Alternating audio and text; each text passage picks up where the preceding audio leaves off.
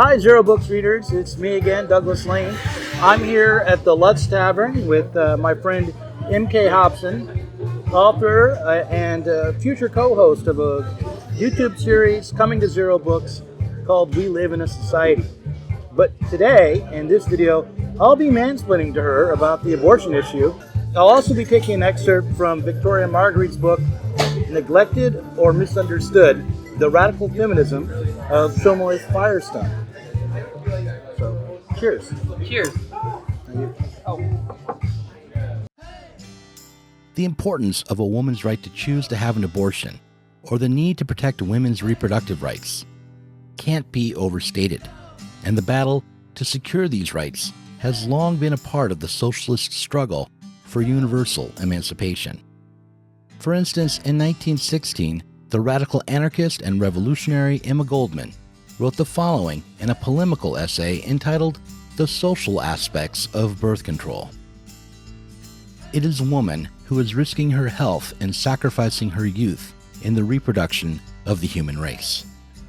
Surely, she ought to be in a position to decide how many children she should bring into the world, whether they should be brought into the world by the man she loves and because she wants that child, or should be born in hatred and loathing.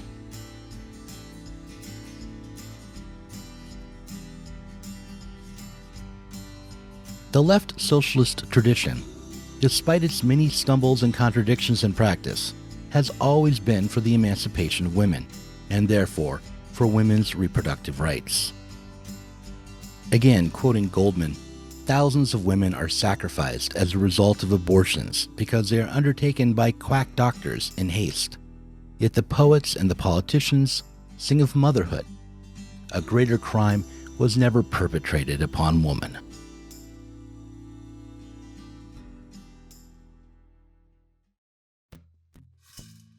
Women simply must maintain control over their bodies if they're going to have any sort of freedom. The fight for universal political rights and economic freedom will never be won as long as the most significant decisions in women's lives are made for them by the state. If a woman is denied the power to control her own body, denied the right to choose when and where and with whom to bear a child, just what power won't be denied to her? Of course, some would argue that fetuses should also have rights, and some even say that personhood starts at conception. In Roe v. Wade, the Supreme Court found that the rights associated with personhood should be considered only once the fetus was viable. And at that time, state regulation protective of fetal life had both logical and biological justification.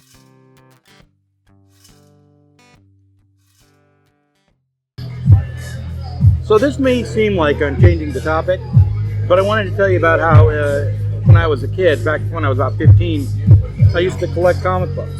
In fact, I used to collect a comic book called The Man of Steel, which was an attempt in the late 80s, mid 80s really, to reboot the Superman franchise. When I think about the idea of artificial wombs, when I think about gestating fetuses outside the mother, I can't help but remember this comic book, The Man of Steel, which I'll read a little bit of it to you now.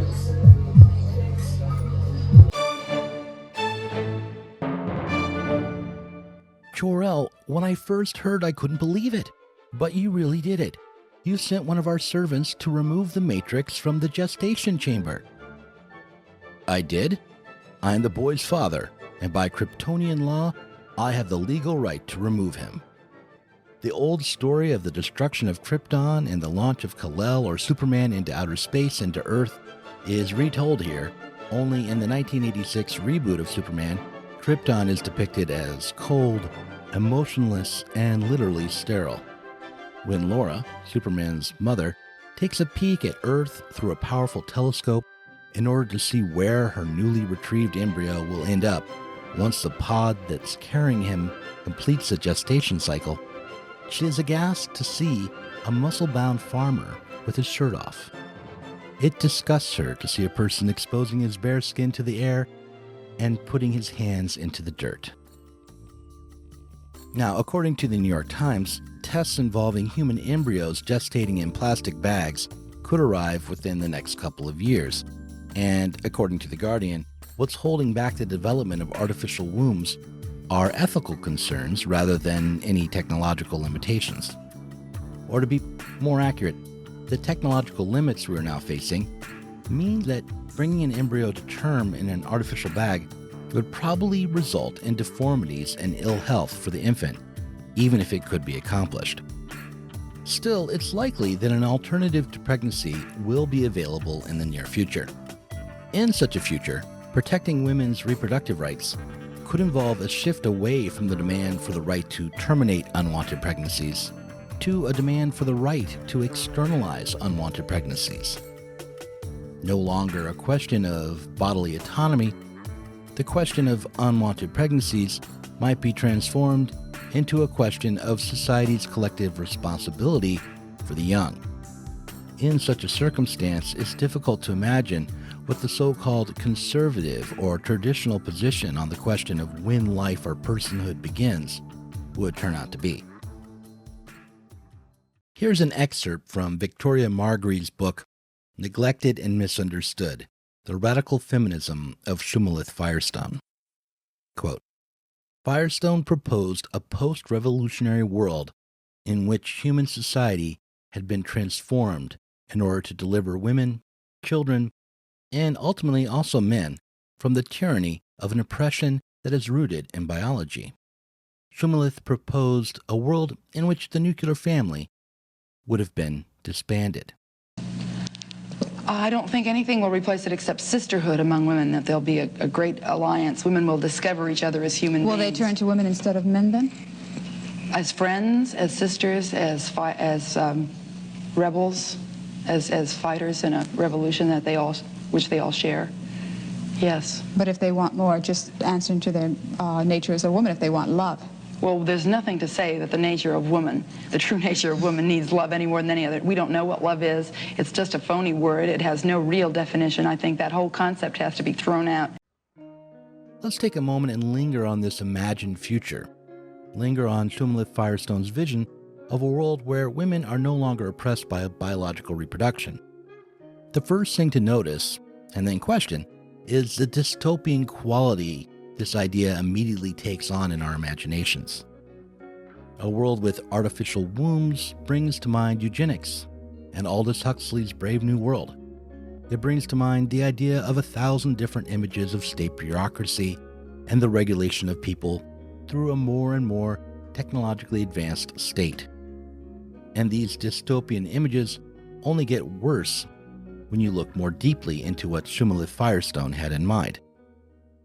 Shulamith Firestone wanted a world without romance, without beauty ideals, without eroticism. She was probably a drag at parties. But we should consider that this kind of dystopian quality that her work brings to mind might be exactly what we need in this moment of capitalist realism, say. We should ask ourselves what Zizek would ask, which is, what if the opposite was true? Over the last decade, feminists who've found their inspiration in Shulamith Firestone suggested that this sense of dystopia, or more precisely, the sense of alienation, is precisely what we need. The Manifesto for the Laboria Cubanics Collective, for example, claims that it is through and not despite our alienated condition that we can free ourselves from the muck of immediacy. Freedom is not a given, and it's certainly not given by anything natural. The construction of freedom involves not less, but more alienation. Alienation is a labor of freedom's construction. Essentialist naturalism reeks of ideology, reeks of theology. The sooner it is exorcised, the better. Still, another band of feminists today seem to stand against this sort of alienation recommended by Shulamith Firestone and her followers, even if they aren't against her sense of wonder or her love of technology. Specifically, as a social democratic left struggles to emerge on the world stage, a left that aims to take political power through popular elections. The idea of turning on the family, of denouncing romance and motherhood, seems not just ill-advised, but really insane. At this moment, when the anti-choice crowd has gained the upper hand in the U.S. Supreme Court, when right-wing reaction is on the rise more generally, the left's traditional embrace of alienation threatens to twist around into an embrace of marginalization, a love of being alienated, and a seeking after political defeat. Okay, so All right, so I go wanted back to to. what you were saying. Well, all right. What was I saying? You're talking about the artificial. Well, I'm just going to shit. say that. Okay, like our world is riven with contradictions, right? I mean, Well, yeah. what seems like a path towards liberation one day turns into a path towards oppression the next.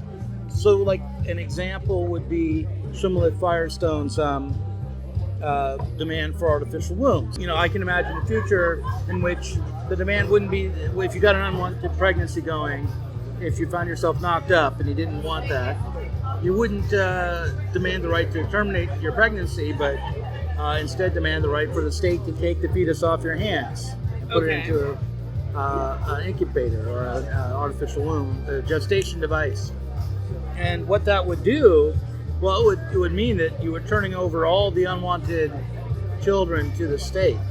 Well, exactly, and the technology would be in the hands of the state as well. And either the state or the corporations or both or some combination of both. The abortion itself would no longer be allowed. Because, Really? Yeah, because the justification legally is that the fetus is not viable outside the mother's body and the mother has the right to her But own we're talking autonomy. about robot wombs at this point. Yeah, it's so- not an issue anymore. So Then it's that means with artificial wombs, you take abortion off the table as an option.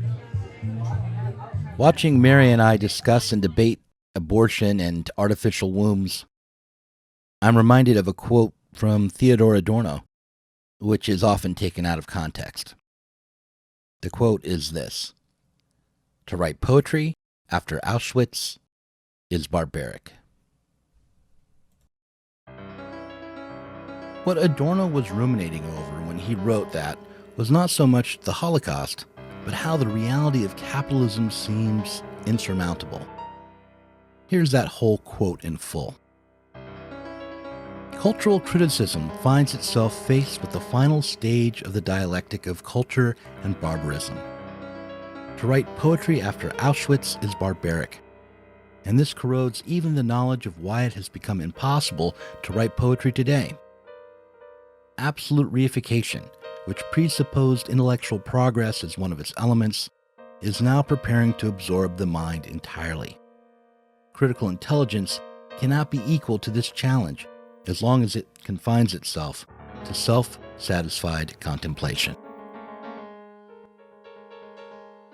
The difficulty of establishing something as simple as reproductive freedom for women, the fact that this seems to get more difficult even as our scientific understanding and ability to intervene grows, is as good an illustration of the problem as the impossibility of poetry after Auschwitz. Even if we imagine that world that Firestone wanted, a world with artificial wombs, a world where women aren't trapped within nuclear families, a world wherein women aren't sexually objectified, what we're left with is a world, as Firestone herself puts it, without love.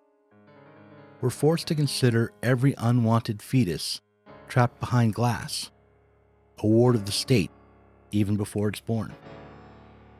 The only real answer I can come up with is to push through, to struggle for more freedom, and to start that struggle by transforming the one area of life that seems impossible to change, namely what we call the economic realm, the realm of work and consumption. Another feminist, a Marxist humanist named Raya Doyanskaya, once addressed the question of the nuclear family, of love, of sexuality, in a way that I think of as being both a dodge and absolutely correct. She wrote, "People want to have a conclusion on the question of love. What is love? Whether it's physical, whether it's emotional, whether it's total, and all that sort of thing. But I don't think it's correct for us to try and solve it for others. I think what we have to do is create the conditions for everyone to be able to experiment with choices and love and the family. And I don't think we'll have those choices until we get rid of capitalism.